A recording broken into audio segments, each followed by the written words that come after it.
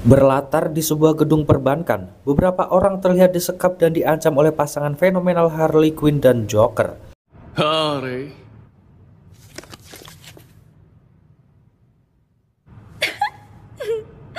Pindah ke laboratorium penelitian, para ilmuwan nampak mengerjakan sebuah proyek ambisius yang diawasi langsung oleh sang direktur.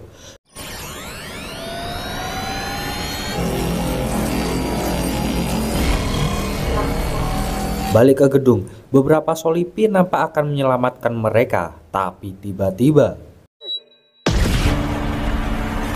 diiringi lantunan qosidahan dari organ tunggal Joker, pasangan ini meliu-liu di kota melewati kejaran dan hadangan para Solipi.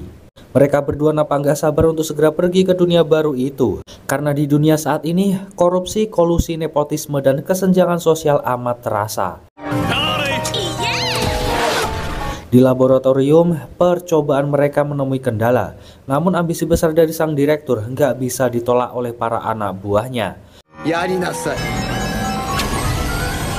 Pasti nggak hanya mereka, tapi semua elemen manusia di dunia saat ini juga berpikiran hal yang sama dengan Harley dan Joker ini, hingga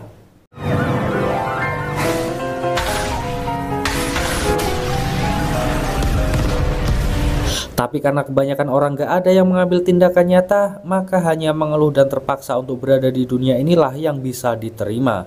Untuk itu, bermodalkan uang, senjata, dan berbagai kekuatan, Joker dan Harley lah yang akan jadi pionir untuk mengubah tatanan dunia sekarang. Sadar langkah yang mereka tempuh akan sangat terjal, mereka memutuskan untuk mabuk dulu, bos. Harley. Omae wa ii onna da. Nggak seperti yang diharapkan, Harley yang ramah menyapa malah ditatap dengan sinis oleh mereka. Obrolan basa-basi pun dia lakukan, hingga tiba-tiba balik ke penelitian. Molekul yang mereka garap kini makin liar dan berbahaya. Namun karena ambisi besar sang direktur, dia memerintahkan untuk tetap melanjutkan. Sadar kekasihnya dalam bahaya, Joker berusaha untuk membantunya.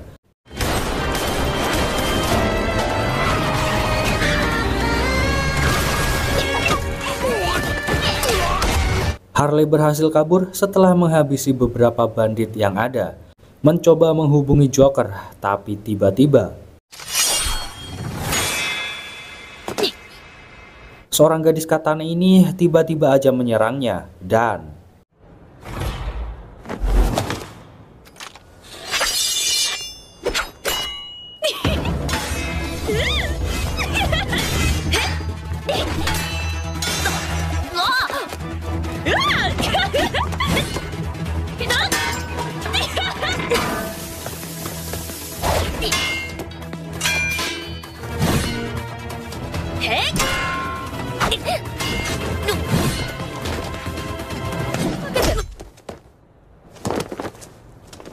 meski Harley telah ditangkap, tapi faktanya Joker berhasil melarikan diri. Meski banyak anak buahnya yang terluka, tapi senyum mengembang sang direktur menandakan jika misinya membuka dunia baru berhasil dilakukan. Setengah tahun berlalu, sang direktur nampak mendatangi sebuah penjara terkenal dan berbahaya. Penanggung jawab di sana berusaha untuk mencegahnya, namun ancaman dari sang direktur yang akan membuka aibnya terpaksa harus dia turuti. Perintah dari sang direktur terpaksa dituruti Harley karena ancaman senjata. Sang penjaga yang udah banyak melakukan hal untuk Harley mencoba menuntut ucapan terima kasih darinya. Tapi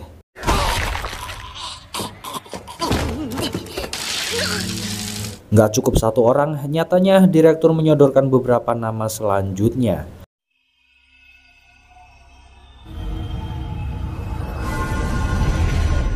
Setelah sadar, Harley kaget karena dia udah satu ruangan bersama beberapa penjahat ini. Hingga dia bingung dengan pernyataan satu penjahat yang mengaku nggak akan gagal dalam menjalankan misi. Ternyata alasan mereka dikeluarkan dari sini adalah demi misi perdamaian yang mulia. Hingga satu orang petugas segera menghampiri mereka. Seperti info yang didapat sebelumnya, mereka semua dikumpulkan di sini untuk menyelesaikan misi. Direktur menjelaskan lewat video singkat yang intinya ini adalah misi untuk menginvestigasi area tertentu, lalu membangun dan mempertahankan pangkalan penyimpanan fasilitas sumber daya secara berkala. Dan jika mereka berani macam-macam, maka bom yang udah ditanam di leher mereka nggak segan-segan untuk diledakkan. Apalagi ancaman nyata pada orang terdekat terpaksa membuat mereka harus tunduk pada perintah sang direktur Amanda Waller. Adam sang asisten memberitahu lokasi senjata yang bisa mereka gunakan dan kapan misi ini akan dimulai. Tapi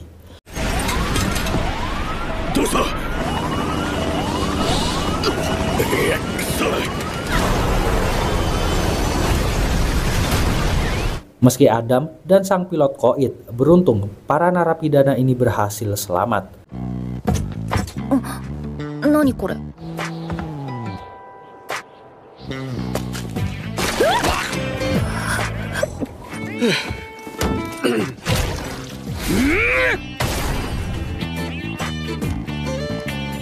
Tatanan dunia yang begitu asing ini benar-benar membuat mereka bingung sedang ada di mana.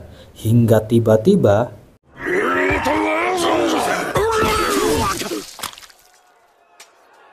seorang narapidana nggak mau menganggap ini lelucon lagi dan berharap mereka mulai serius. Harley Quinn mulai menunjukkan sisi psikopatnya. Lalu satu persatu narapidana ini diperkenalkan.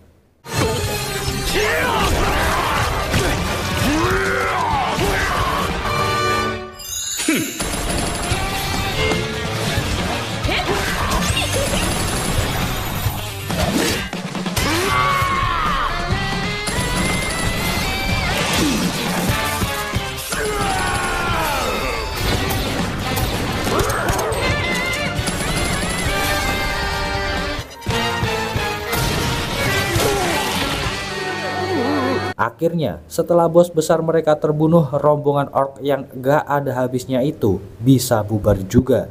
Lalu, beberapa kesatria nampak muncul dan menyerang mereka.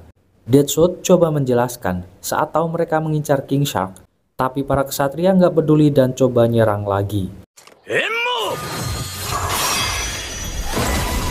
Clayface yang paham ini dimana akhirnya menjelaskan pada teman-temannya bahwa mereka saat ini udah dikirim ke sebuah dunia baru. Tapi beberapa narapidana ini malah terlibat adu argumen karena beda pendapat. Clayface yang terobsesi pada misi dan dunia entertain, nyatanya malah membuat dia dan teman-temannya harus dipenjara. Di negeri yang lain, gadis bertopeng yang melumpuhkan Harley Quinn sebelumnya nampak berkumpul dengan orang-orang lain yang disebut pelopor. Sebuah desa yang terlihat luluh lantah beserta para penduduk yang menyedihkan adalah gambaran betapa kesenjangan terjadi di sana.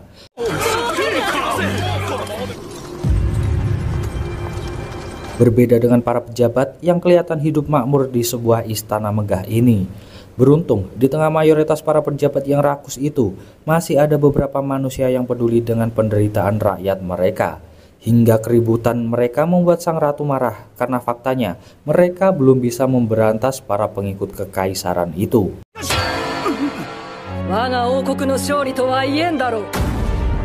Lalu sebuah rekaman yang menunjukkan aksi para narapidana yang ikut menghabisi para musuh kerajaan mencoba di-up kesatria ini sebagai bahan pertimbangan agar senjata dan keahlian mereka bisa dimanfaatkan.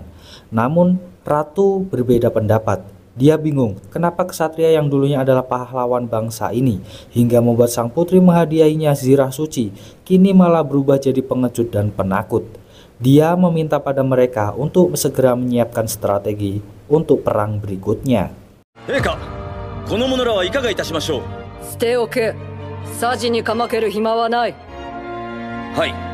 Fiona sang putri mencoba mengklarifikasi para narapidana yang disebutkan oleh Cecil kesatrianya tadi, tapi jawaban sinis dari ibundanya kembali membuatnya mengurungkan niat.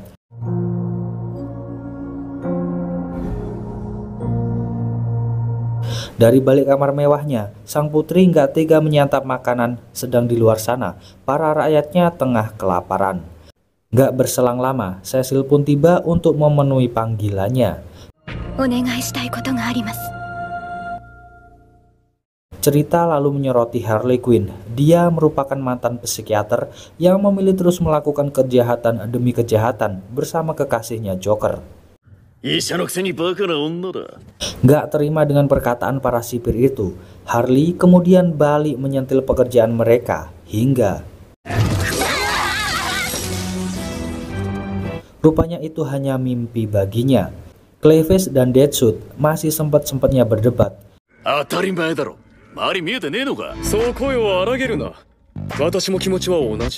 Clay nampak kecewa dengan dewa yang mengirim mereka ke dunia ini. Menurutnya ini nggak seharusnya terjadi. Berbeda dengan Peacemaker, dia menggunakan logikanya untuk berpikir realistis, yaitu gimana caranya lolos dulu dari bom yang udah ditanam oleh Amanda. Sebab waktu mereka kini makin menipis. Clay yang baru sadar akan perkataan dari Peace akhirnya menggunakan kekuatannya untuk keluar dari ruang tahanan. Tapi dia malah berusaha kabur sendiri tanpa memperdulikan teman-teman dari dunia asalnya. Hingga akhirnya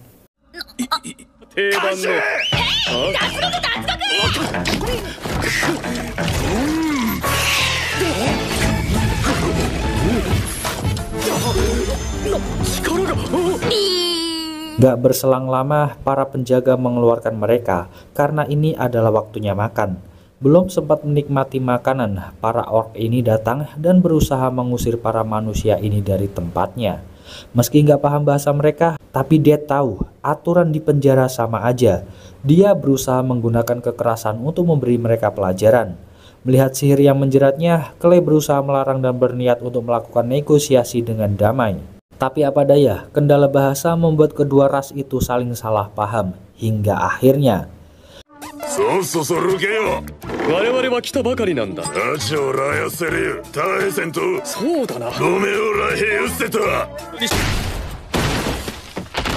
tapi Harley Quinn dan yang lain memilih jalan berbeda yang berupa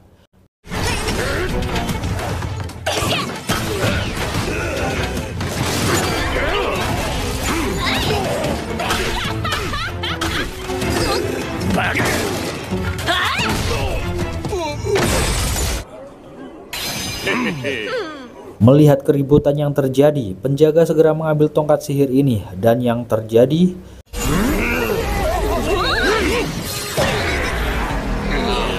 setelahnya mereka semua segera dipindahkan di penjara introspeksi. Gak sengaja di dalam udah ada Rick Flag, salah seorang anggota Argus. Rupanya dia tahu siapa mereka semua. Mereka adalah bala bantuan yang dikirim oleh Direktur Amanda. Faktanya, Flag adalah pemimpin dari kelompok pertama yang dikirim melalui portal aneh yang diciptakan Amanda untuk bisa pergi ke dunia ini. Karena tujuan mereka adalah menguasai sumber daya di dunia baru ini demi keuntungan negara di dunia asli. Meskipun harus mengorbankan nyawa orang-orang yang dikirimnya, nyatanya para petinggi itu nggak peduli sama sekali. Argus no heitai da. Rick Flag, Harley Quinn ka, Peacemaker, King Shark ka, Deadshot, Clayface, Suicide Squad ga. Flag pun menanyakan siapa pemimpin mereka. Ternyata adalah Adam yang telah mati ketiban heli. Dia lalu menjelaskan tentang bom waktu. Karena udah makin mepet, Peace mencoba menanyakan gimana caranya meriset. Flag menjelaskan udah nggak punya senjata apa-apa. Dia butuh bantuan untuk kabur dan menemukan perangkat penghenti bom itu di heli. Tapi ketika mengetahui helinya udah rusak, kini satu-satunya cara adalah mereka harus menuju portal. Karena udah tahu medan, dia berjanji akan menunjukkan jalan. Tentu aja, maksud kerjasama ini nggak bisa membuat mereka langsung menyetujui. Tapi tiba-tiba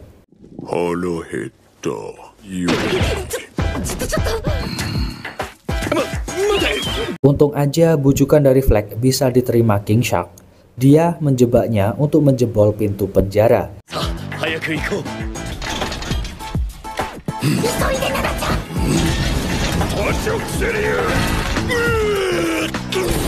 Hingga akhirnya mereka semua kerjasama melumpuhkan sang sipir. Flag menyarankan segera kabur sebelum terjadi keributan. Tapi Clay punya rencana lain. Dia sengaja membuka pintu-pintu penjara. Pace pun segera memprovokasi para tahanan agar mau menyerang bersama-sama.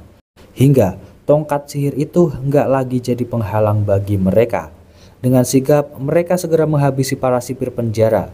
Hari itu, mereka benar-benar menimbulkan kekacauan di sana.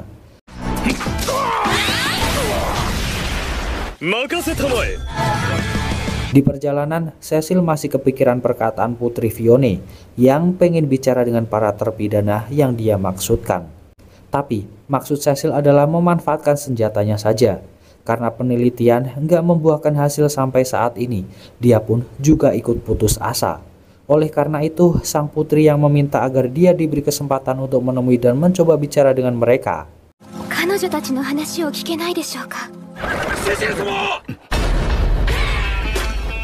Lalu, penjara yang kini berubah jadi bar itu pun membuat Cecil dan anak buahnya terkejut terheran-heran. Itu dia Jess rekapan kali ini. Makasih buat yang udah nyempetin nonton dari awal sampai akhir. Kita ketemu lagi di video selanjutnya ya Jess. Adios, pamitos.